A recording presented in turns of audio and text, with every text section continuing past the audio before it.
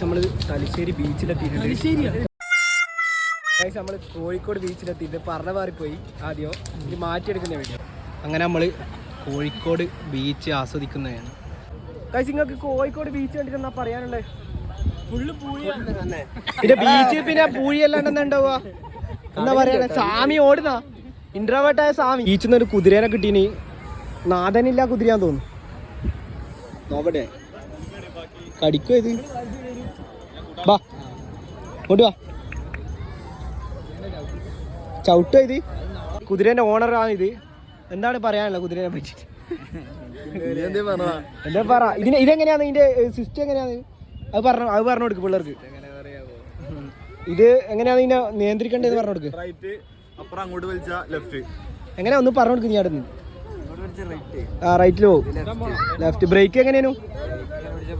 Break അല്ലേ?